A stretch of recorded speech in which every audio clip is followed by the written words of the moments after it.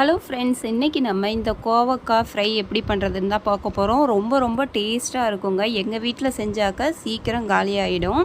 ரொம்ப டேஸ்ட்டாக இருக்கும். தண்ணியில் போட்டு அந்த காயை கழுவிடணும். அது மேலே வந்து பிசு பாட்டம் ஏதாவது ஒட்டியிருக்கும், அழுக்கு மாதிரிலாம் இருந்துச்சுன்னா அதை கழுவி நல்லா சுத்தம் பண்ணி எடுத்துக்கணும். கவரில் வாங்கிட்டு வந்திருக்கப்போ பாருங்க, தெரியும் உங்களுக்கு, அந்த மாதிரி வந்திருக்கும். அதனால் அதெல்லாம் சுத்தம் பண்ணிவிட்டு இந்த மாதிரி ரவுண்டாக கட் பண்ணிக்கோங்க. சிகப்பாக இருந்துச்சுன்னா அந்த காயெல்லாம் போடாதீங்க, ரொம்ப புளிப்பு சுவை வந்துடும்.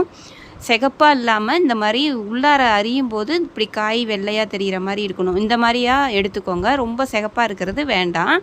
இப்போ அடுப்பில் பாத்திரம் வச்சுட்டு எண்ணெய் விட்டுக்கோங்க. எண்ணெய் ஒரு 3 ஸ்பூன் அளவு விட்டுக்கோங்க. இதுக்கு கொஞ்சம் 1 ஸ்பூன் சேர்த்துருந்தால் நல்லது தான், ரொம்ப நல்லா இருக்கும். நான் ஒரு 3 ஸ்பூன் அளவு இருக்கும் அவ்வளோ எண்ணெய் விட்டுருக்கேன். இப்போ இந்த எண்ணெய் கொஞ்சம் காயிட்டும். எண்ணெய் காஞ்சதுக்கப்புறம் நம்ம அதுக்கப்புறம் என்ன போடுறது அப்படின்னு உங்களுக்கு சொல்கிறேன்.